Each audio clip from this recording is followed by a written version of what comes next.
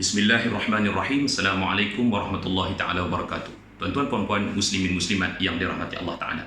Pernah tak kita terfikir, kenapa sampai sekarang aku macam malas di dalam solat? Bukan tak solat, tapi macam malas. Dia susah nak improve.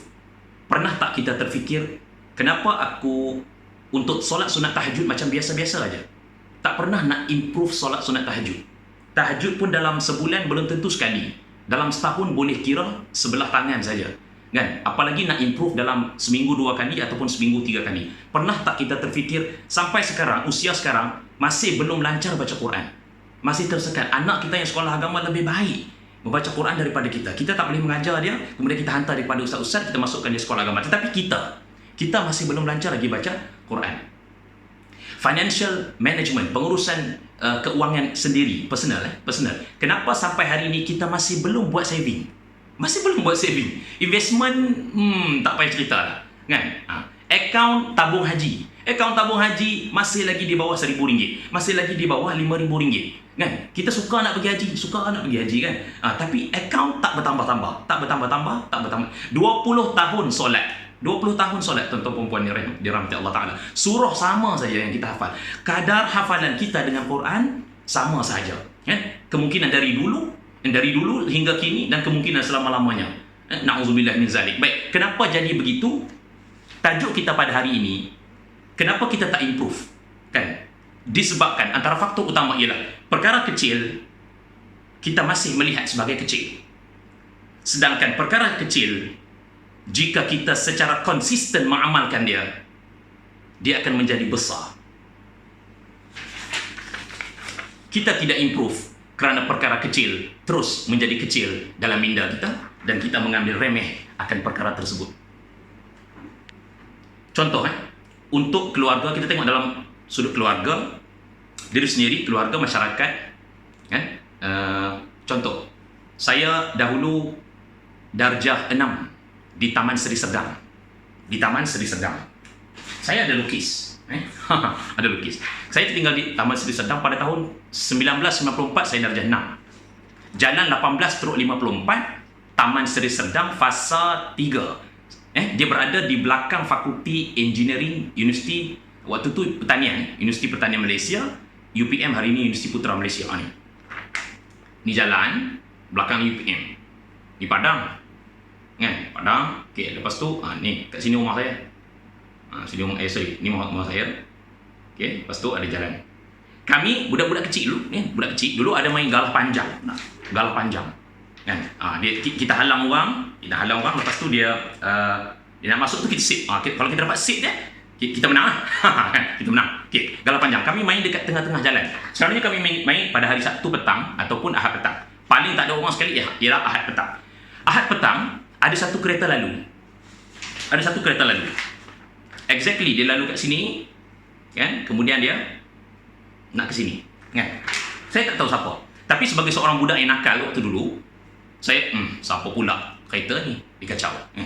Tengok, perkara ni berlaku pada tahun 1994, dan waktu tu kita kecil, dan saya pun nampak perkara itu kecil. Okay. Kemudian kereta tu lalu, kami terpaksa bersurai, lepas tu saya ambil satu batu.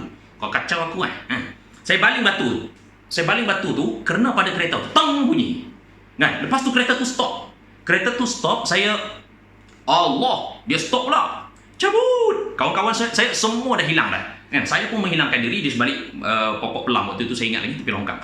Kemudian yang keluar siapa? Yang keluar cikgu bahasa Inggeris saya yang sangat garang, tuan. Yang sangat garang. Kemudian dia keluar tu, dia perempuan, dia keluar, dia seorang perempuan, dia keluar, dia berdiri macam tu, tengok itu. Dan kemungkinan dalam hati dia cakap, siapa baling batu dekat aku punya kereta ni? Kami dah tergabung lagi, dah hilang semua dah. Bila dia tengok tak ada siapa, dia masuk balik dalam kereta, dia berlalu. Waktu itu tahun 1994. Saya kemudian menyambung pelajaran ke sekolah menengah, kan? Lepas sekolah menengah, kemudian masuk universiti.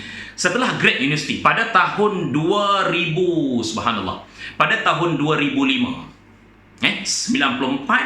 2004, 10 tahun, 2005, 11 tahun. Okey, saya selesai mengambil lesen kereta. Waktu tu saya tinggal di Kajang, bukan lagi Taman Seri Sedang. Dari Kajang, saya tes kereta ayah saya lah. Waktu tu Wira. Kemudian pergi ke Taman Seri Sedang. Pergi ke Taman Seri Sedang, kemudian exactly ikut jalan yang sama dengan tadi.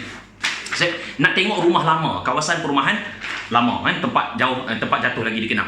Kemudian saya menyusuri Ahad petang, exactly sama Ahad petang. Saya menyusuri jalan ni. Kemudian saya kona. Masa saya kona tu ada budak-budak main.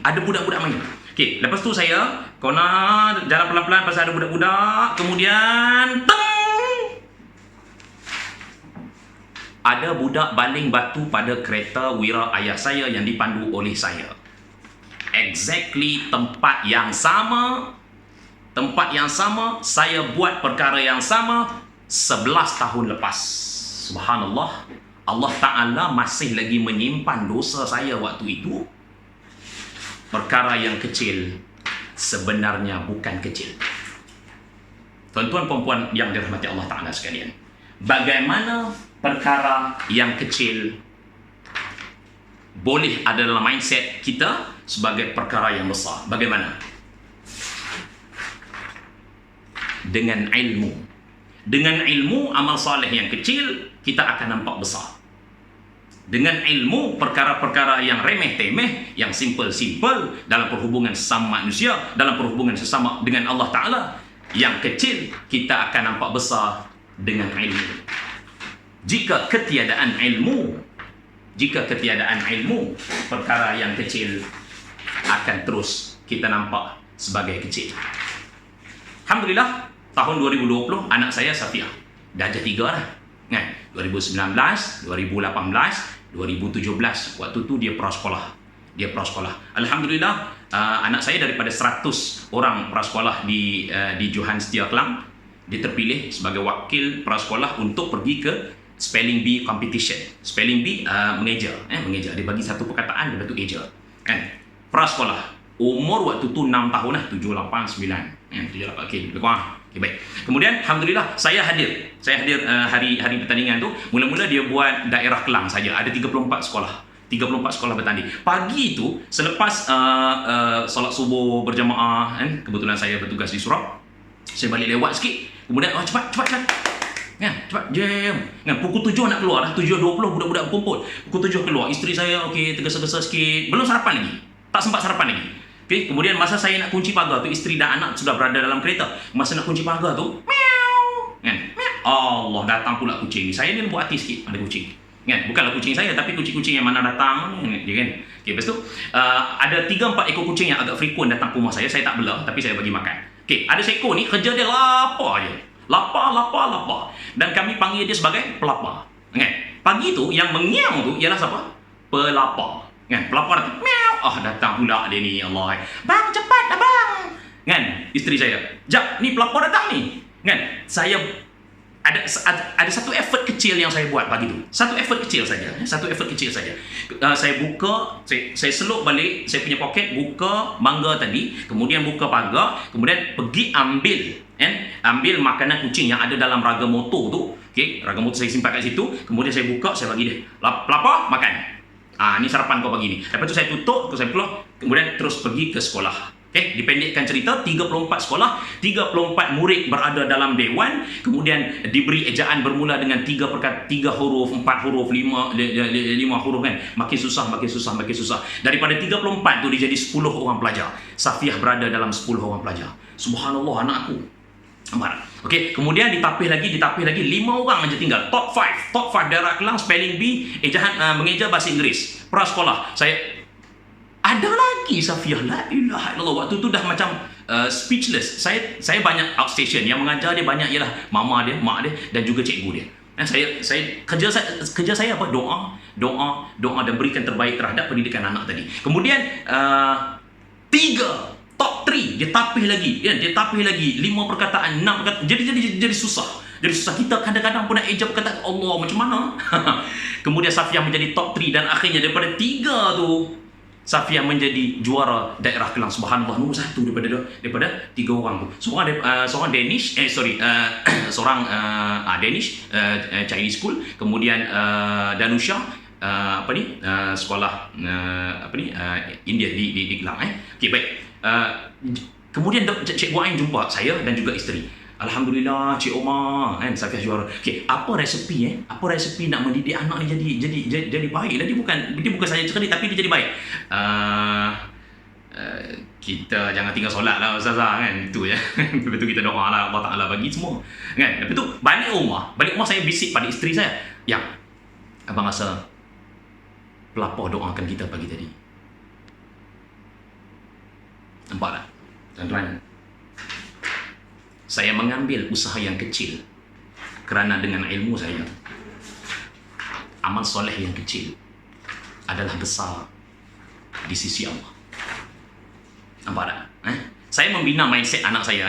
Contoh, saya membina mindset anak saya. Lama-lama kita sekali membina kita. When you develop others, you are developing yourself. Tengok pernah tak anak-anak anda cakap perkataan tak? Perkataan tak adalah perkataan yang paling famous sekali dalam development, children development. Kan? Tengok susun puzzle. Kita berikan puzzle ke anak kita. Kita berikan Lego. Kita berikan buku latihan matematik. Seronok ada. Lepas tu dia cuba. Tak boleh lah buat. Puzzle tak jadi kan? Ayah puzzle yang gambar serabut ni payah ni. Tak jadilah. Tak. Nampak tak? Tak. Okey. Saya tukar daripada tak. Kecil effort. Very small effort. Kecil daripada tak saya tukar kepada belum. Belum. Safiah bukan tak boleh lagi, tapi belum boleh. Okey, bila kita tukar belum, dia akan wujudkan satu perasaan motivasi untuk berlatih, mencuba dan cuba lagi. Kalau tak, kan, perkataan tak boleh, tak dapat, tak settle, apa benda kan? Tak berjaya, dia akan mewujudkan satu rasa down, dan perkara kecil tadi kita akan terus nampak kecil dan kita tidak konsisten untuk meneruskan usaha kita. Padahal jika kita konsisten, perkara kecil akan membawa kepada impak yang besar. Nampak tak? Satu hari saya sedia baju kan. Banyak kali lah sedia baju, tapi satu hari ni saya akan ingat terus isteri saya banyak SOP kan. Sedia baju macam ni tak kena, kemudian sedia baju macam ni tak kena, macam ni. Aku bukanlah sabut, tapi kena sabak lah kan. Suami ni sabak lah kan. Tolong tak kena. Dia ada SOP dia lah. Satu hari tu saya sangkut baju, kemudian saya isteri saya tegur, ni bukan macam ni kan. Betul. Tak payahlah tolong lagi. Kan saja. Tak payahlah tolong lagi. Kan? Tak reti lah macam ni. Kan tak reti. Safiah di daripada depan, kan. Saya sangkut baju dekat bilik belakang, ada kipas kan. Kemudian Safiah tu dari depan berlari, apa? Kan? Tak reti, dia cakap. Tak reti. Dia lari ke arah saya. Tak reti bah. Kan? Allah, Safiah, sorry. Belum reti. Okey. Kan? Nampak anak menegur apa yang ayah ajar kepada anak. Allahu Akbar, subhanallah. Tuan-tuan perkara yang kecil jika dilatih secara konsisten akan menjadi perkara yang besar. Saya ada jiran kan, Indian, agak alim dalam agama Hindu kan. Okey, ini dalam 4-5 tahun lepas. Okey, pak cik ni nama dia Ramadu. Mak cik ni nama dia Nagama. Okey, Ramadu dan Nagama. Hari ni pak cik Ramadu ni dia dah tak boleh berjalan. Kemudian dia terbaring dekat tilam dia, lumpuh. 100% lumpuh. Dalam 4-5 tahun lepas dia bermula dengan Parkinson yang Parkinson. Okey, Parkinson ni dia tak dapat berjalan elok, tapi dia dapat jalan sikit-sikit. Macam tu. Tabiat Ramadu ni, Pakcik Ramadu ni, dia suka menjerit. Dia keluar rumah dia tapi pagar tutup Kan kami rumah setingkat, teres setingkat, pagar tutup. Kemudian dia keluar, dia pegang pagar tu, dia menjerit dekat budak-budak tu. Adik. Budak-budak yang main sekeliling tu, jiran-jiran saya yang terdekat tu, dia tabu lari. Kan? Macam bayar saya ni malah ada layan si Pakcik Ramadu ni. Dia cakap, adik sini adik. Siapa yang berani datang? Kan? Tapi bila saya ada di depan rumah, saya balik kerja, buka kereta kan, tengok dia kan. Adik. Okey. Kan? Uncle, selamat petang. Ada okey ke? Okey. Sikit je. Saya bagi masa dengan Ramadu ni, dengan Pakcik Ramadu ni dalam masa 5-6 saat je. Iaitu senyum. Okey, macam tu saja. Kemudian okey, uncle. Okey Okey, baik. Uncle ni lagi satu, dia suka minta apa dia? Minta rokok. Kan? Adik, rokok ada. Ada sekali itu saya buat lawak kan. Saya balik dari training.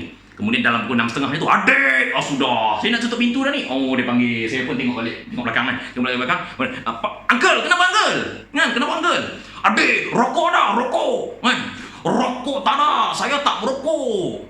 Kalau saya rokok nanti sakit. Saya cakap macam tu kat dia. Kan, kemudian Pakcik Ramadu ni cakap apa? Dia speechless, dia, tak apa, terima kasih. Okey, satu hari, saya balik daripada kerja, dan Pakcik Ramadu macam biasa, adik. Kemudian saya pun, oh Allah, orang tua ni lagi, tak apa. Kan? Allah Ta'ala memberikan kita akal dan usaha untuk meneruskan dakwah Islam, yang menunjukkan akhlak yang terbaik. Nabi diutus untuk mengindahkan akhlak. Baik, akhlak tu dah baik, Nabi diutus untuk mengindahkan lagi akhlak itu. Baik, tuan-tuan, perempuan. Kemudian saya saya tengok Pakcik Ramadu, sini. Allah, dia panggil aku pula. Kemudian saya pergi kat Pakcik Ramadu. Yes, uncle, ada apa? Kan? Ada apa, uncle? Kemudian uncle cakap, sini. Saya pun mendekati dia lagi. Macam tu. Kan? Macam tu. Okey. Adik, saya mau cakap terima kasih. Oh, kenapa, uncle? Kan? Banyak-banyak orang yang saya tegur. Adik saja yang mau cakap sama saya. Tenang hati saya petang itu. A'udzubillahi minasyaitanirrajim. Bismillahirrahmanirrahim. Idza zulzilatil ardu zilzalaha wa akhrajatil ardu athqalaha wa qala al insanu ma laha yawma idzin tuhaddithu akhbaraha bi anna rabbaka awha laha. Al-zalzalah, Allah Ta'ala bermula dengan apa yang terjadi waktu hari kiamat. Zalzalah, bumi itu digoncang dan segala isi bumi keluar, termasuk dengan kita yang kawan-kawan kita, mak ayah kita, orang terdahulu, dan mayat-mayat dibongkar. Iza zulzilatil ardu zilzalaha. Baik, tadi saya sambung ayat yang saya tak habis tadi. Yauma idzin tuhadditsu akhbaraha bi anna rabbaka awhalaha yauma idzin yasdurun nasu ashtatan liyurau a'malahum. Manusia akan dibangkitkan dan dinampakkan akan amalan mereka. Baik, sambung. Tuan-tuan sambung. Saya bagi 2 saat untuk sambung. 1, 2. Saya yang tanya, saya lah yang sambung.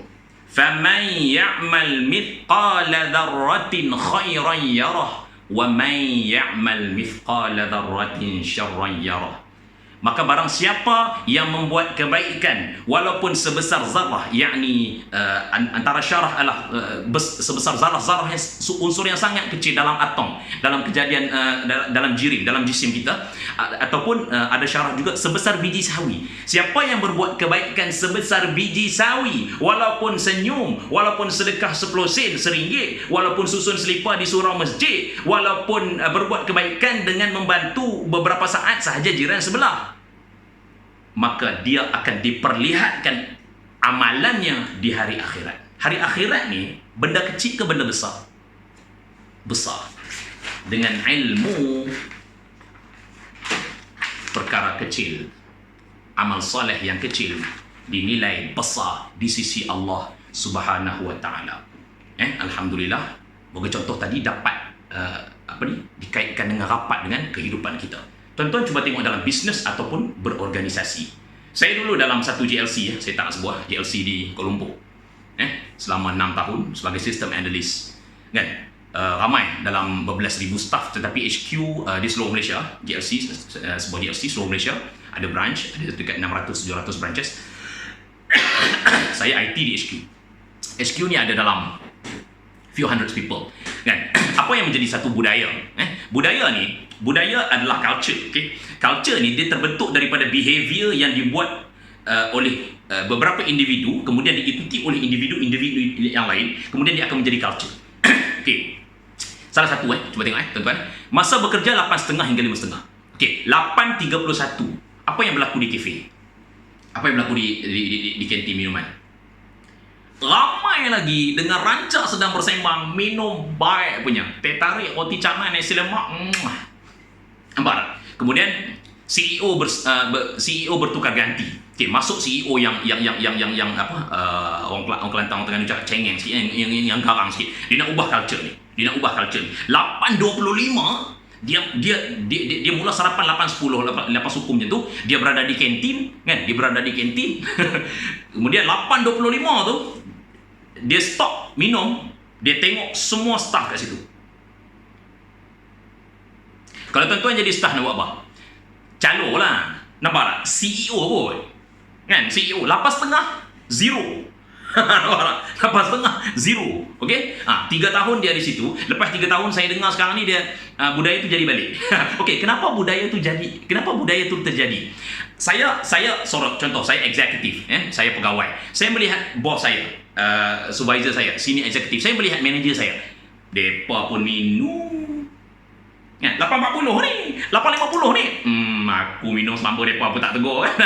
Okey, adakah Allah Rabbi, adakah anda pasti 8.45 pukul 9 anda mula kerja, adakah anda pasti 5.30 itu digantikan semula dengan 5.45 atau pukul 6? Belum tentu lagi tuan-tuan. Okey, itu bab lain yang kita perlu bincang. Maksud saya kat sini, jika tiada ilmu, perkara kecil akan sentiasa dilihat sebagai remeh dan kita tidak memandang sebagai besar impak dia. Nampak tak? Allah Rabbi sengaja melambatkan kerja untuk mendapatkan overtime. Biasa tak dengar perkara ni? Biasa tak memerhatikan habit ni? Terdapat di merata-rata kita buat consultation dengan beberapa company. Benda ni dia jadi habit. Dan saya sendiri merasai lepas saya di Quito pada tahun 2005 saya graduate. 2005 saya graduate. Kemudian masa belajar tu 2003 2004 kalau tak silap, saya tak ingat lah kan. Kita ni orang lelaki ni di pantang duduk kan. Bila cuti semester saya bekerja di kilang Rama Textile di Batu Pahat. Tak sampai Batu Pahat lagi daripada Quito tu, hari ni UTHM dia tak sampai lagi Batu Pahat tu kan. Dia parit Allah Rabbi, lupa lah kan, lepas sikit parit Ajasan tu, kemudian sebelum Batu Pahat tu dia ada Rama Textile sebelah kiri atas bukit kan. Saya di bawah maintenance kan, masuk sebagai lulusan SPM je lah. Saya tak begitu lah, dia orang saya studi engineering, tidak. Kemudian masuk sebagai lulusan SPM. Kemudian dapat bawah maintenance kan. Supervisor saya ni, tak nak sebut nama dia, dia kata pukul habis kerja 5.30 tau. Habis kerja 5.30, dia 5.30 okey lah, dia rehat lah kan. Okey, Mar, hari ni kita OT kan, ini hari kita OT. Okey bos, terbaik. Saya ikut je lah arahan bos kan. Kemudian OT sepatutnya bermula jam 6, tetapi 6.5 minit lepas main asar tu kan. Okey, bos saya masih di kafe minum dulu Mar. Minum dulu. Jauh kan? Minum dulu Mar. Kan? 6 suku, 6.20. Tak start kerja lagi. 6.30 baru start. 6.30. OT apa? OT hari tu ialah mengecat petak parking kereta warna kuning. Kan, kita ni pekerja maintenance kan. Lepas servis mesin apa semua tu, kerja-kerja lain yang boleh dibuat ialah maintenance building. Okey, kemudian saya pun cat lah kan. Supervisor saya ajar cat macam mana? Mar, kau cat macam ni je Mar, macam ni, ke depan ke belakang, ke depan ke belakang. Saya nak terus lah pasal petak tu besar kan, ke depan ke belakang. Bos, kasih habislah satu petak ni bos kan. Jangan Mar, nanti rugi, kita nak OT lama. Waktu tu mindset saya kan, kerana ketiadaan ilmu, saya melihat perkara kecil sebagai kecil.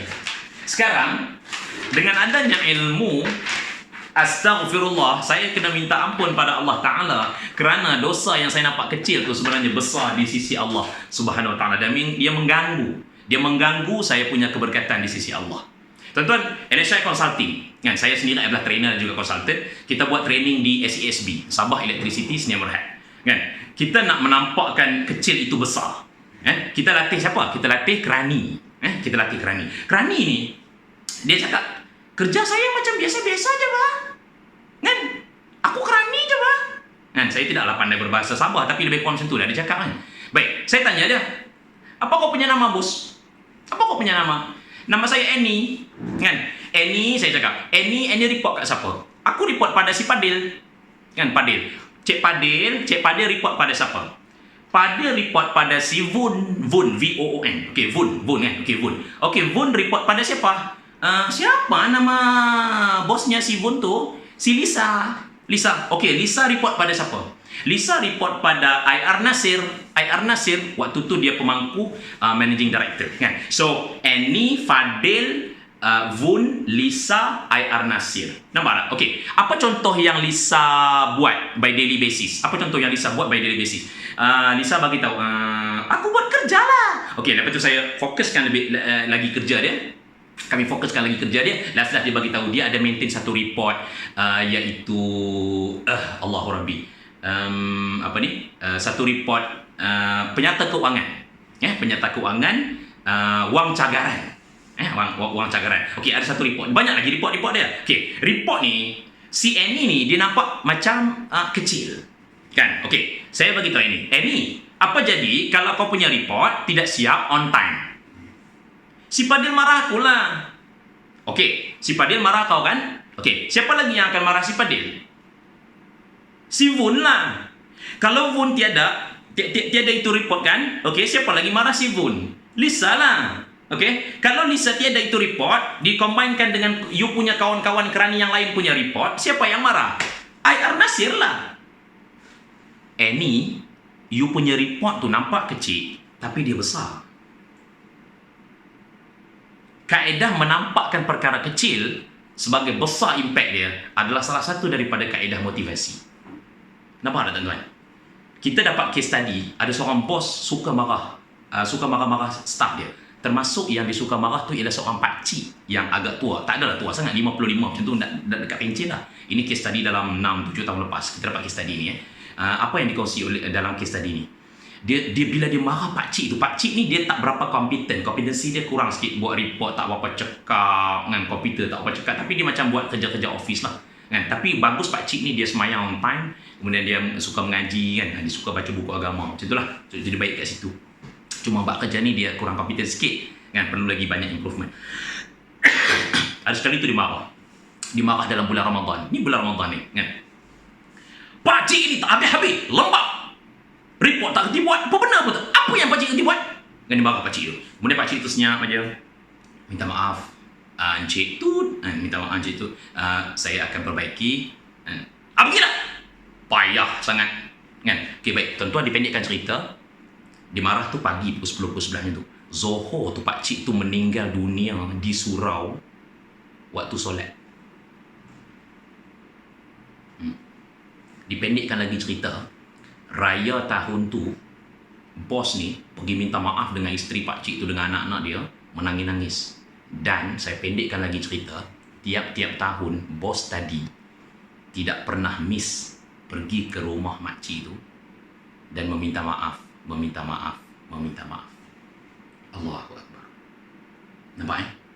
Dengan ketiadaan ilmu, maka kita melihat satu perkara yang kecil itu sebagai kecil. Tetapi jika Allah mengajar kita melalui pengalaman, kita akan melihat yang kecil itu sebagai besar. Tuan-tuan perempuan yang dirahmati Allah Ta'ala sekalian, LHI Consulting di dalam organizational development, kita ada buat CTP, Culture Transformation Program. Saya pernah mention sebelum ni. Kita buat dengan satu syarikat Perbadanan Kemajuan Negeri.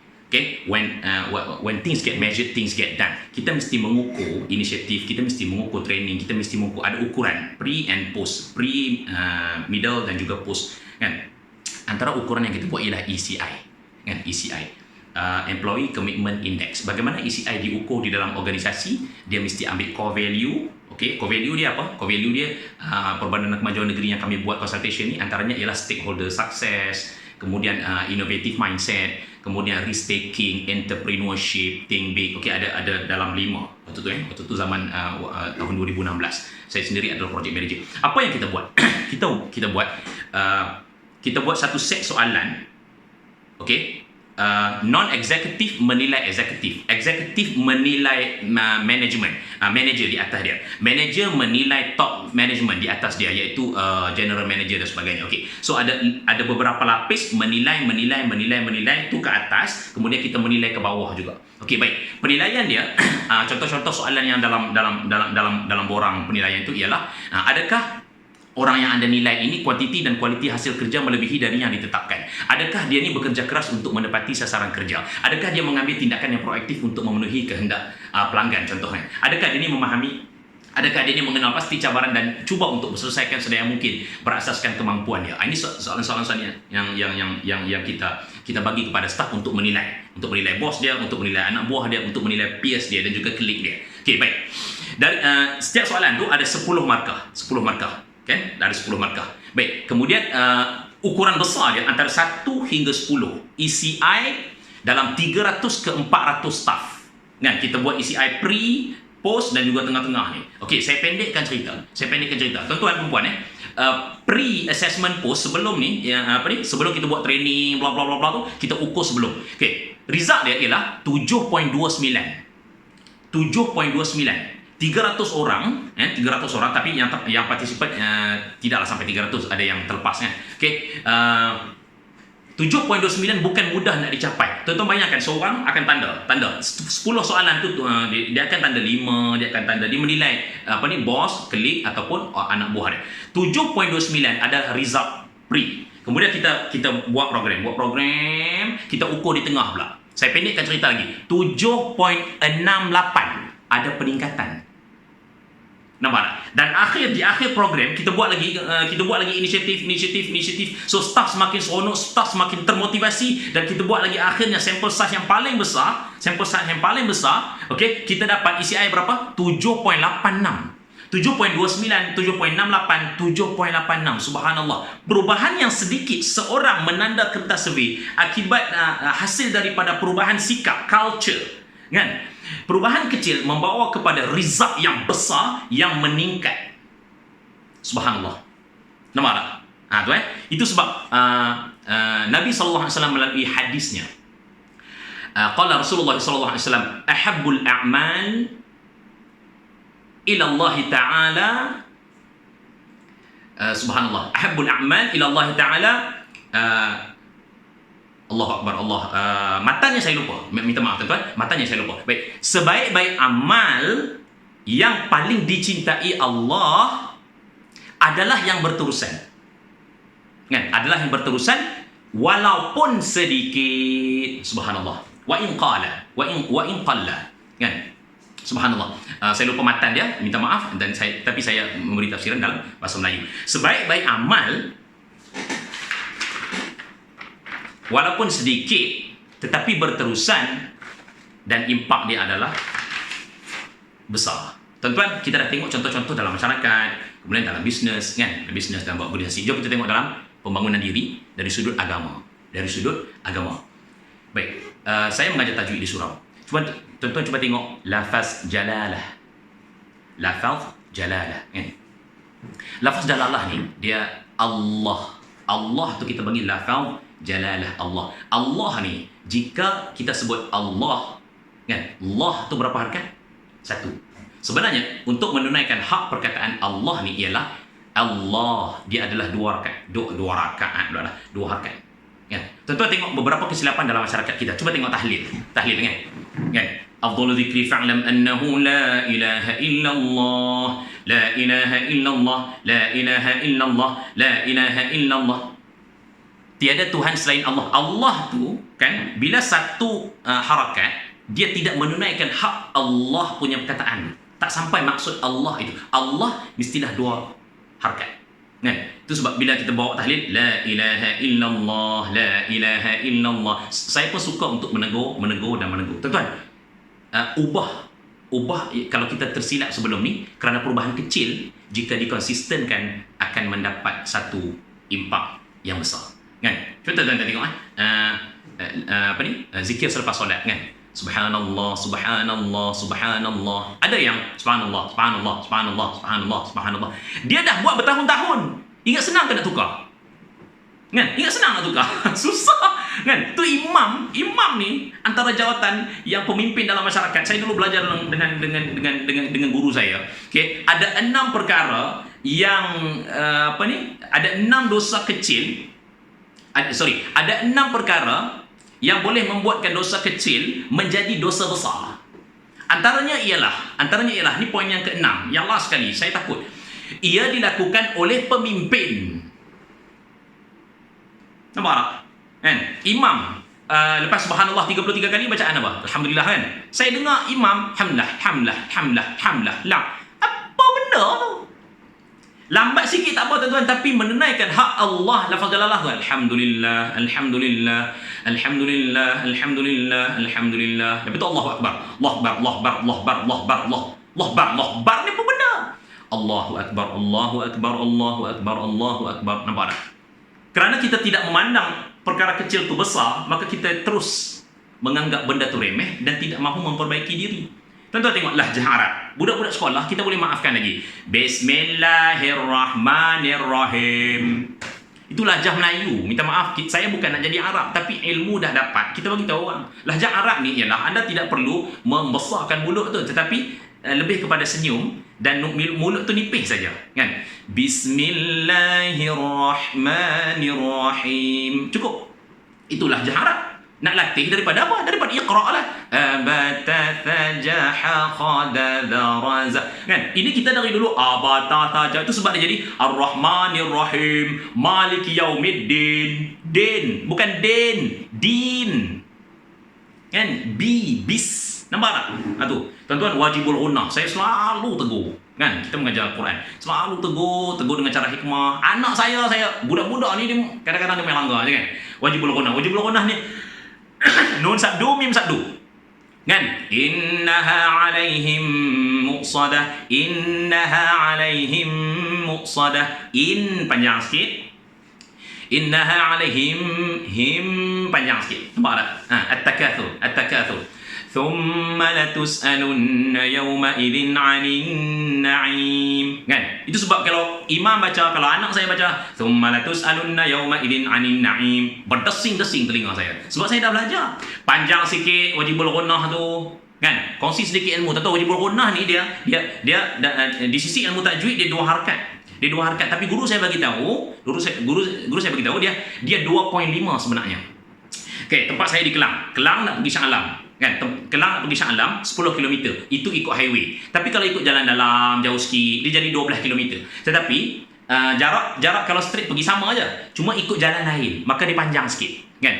Innal ladzina amanu wa 'amilus shalihat. Dia panjang sikit daripada mad asli. Nu tadi, kan? Wa mati tu, kemudian depan, kan? Innal ladzina amanu tu mad asli, nu tu mad asli dua. Dia lebih sikit. Cuba tuan-tuan tengok, saya punya in tu 2.5, panjang sikit daripada a dengan nu. Innal ladzina amanu, in tu panjang sikit, maka dia adalah 2.5. Ini perincian ilmu tajwid. Tanpa ilmu, maka kita akan terus meremehkan perkara-perkara yang kecil. Anda tengok subhanallah. Ini pengalaman saya dengan huruf ghain. Orang Melayu panggil ghain. Kan?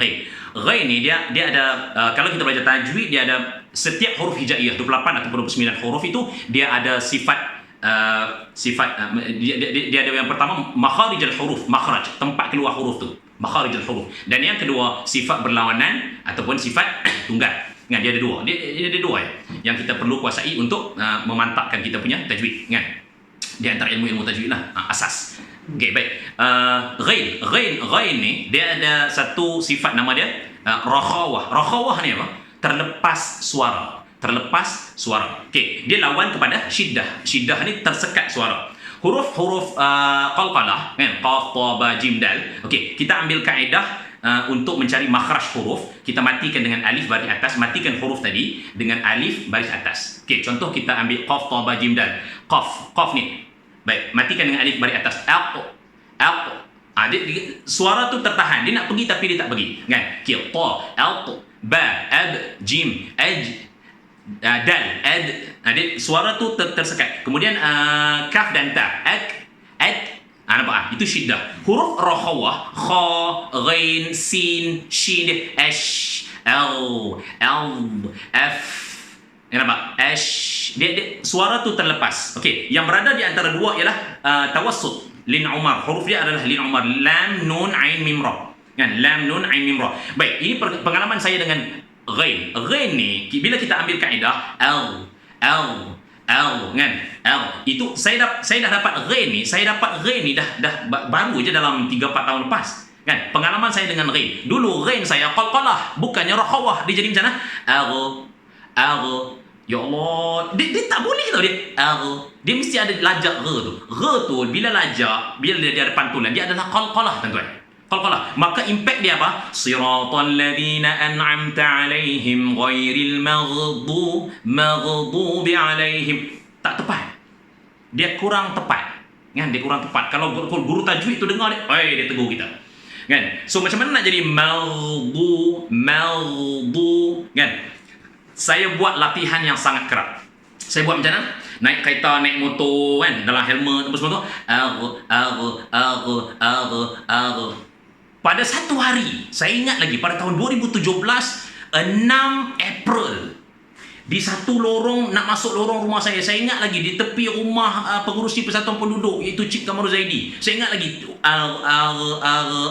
Allah Ta'ala kurniakan saya stop kereta di celah-celah rumah tu, di lorong tengah tu, saya stop. Subhanallah, aku dah dapat konsistensi, subhanallah. Dah 40 minit, tuan-tuan minta maaf, kuliah yang agak lama kan, rancang dalam 20 minit tak dapat. Biasalah kita kalau dah share ilmu ni jadi seronok kan, subhanallah. Baik, saya nak repak balik tuan-tuan. Allahumma salli ala Muhammad wa ala ali sayyidina Muhammad. Dengan ilmu amal saleh atau perkara yang kecil, kita akan nampak besar dan kita bersemangat untuk meneruskan dia hari-hari. Jika ketiadaan ilmu, maka perkara kecil akan terus kita remehkan dan kita akan lupakan dan kita tidak penting. Sehinggalah Allah Ta'ala, jika dia masih akan sayang akan kita, dia akan mengajar kita melalui pengalaman. Tuan-tuan, di dalam bulan Ramadan, kenapa Allah Ta'ala ikat syaitan? Kenapa Allah Ta'ala bagi pahala yang sebanyak-banyaknya? Kerana, ingat lagi tak modul saya yang lepas, modul kami yang lepas, kita bermula dengan paksa. Kemudian kita akan mula terbiasa. Dan akhirnya kita dan kemudian kita akan jadi selesa. Dan akhirnya kalau kita tak buat amal soleh itu, kita akan rasa siksa. Nampak tak? Allah Rabbi, Ramadan ni adalah madah terbaik. Kan? Madah terbaik untuk kita paksa biasa. Paksa biasa. Kerana sebulan ni adalah madrasah Ramadan. Ada lagi 11 bulan. The most challenging, the next 11 month yang lebih challenging. Hawa nafsu diberi bekalan makanan. Kemudian syaitan terlepas. Allah, lunyai kita tuan-tuan. Lunyai. Kita bukan lasak nafsu tu, tapi kita layan dia. Bila kita nak lasak nafsu dan membiasakan diri, bulan Ramadan. Moga-moga Allah Ta'ala menerima ibadah puasa kita. Moga-moga Allah Ta'ala menerima amal soleh kita dalam bulan Ramadan. Moga-moga Allah Ta'ala mengurnia kita akan ikhlas dan istiqamah. Subhanallah. Alhamdulillah. Moga-moga perkongsian menjadi ilmu yang bermanfaat untuk diri saya dan juga untuk diri tuan-tuan perempuan. Terima kasih. Maafkan segala kesilapan ataupun kesalahan yang ada di dalam tazkirah dan perkongsian saya. InsyaAllah. Moga-moga tuan-tuan teruskan dan saya juga teruskan development masing-masing, dan moga kita dikurniakan satu motivasi yang tidak pernah berhenti, di mana perkara kecil kita anggap sebagai mempunyai impak yang besar. Aqulu qawli hadza wa astaghfirullahal azim li wa lakum. Assalamualaikum warahmatullahi taala wabarakatuh.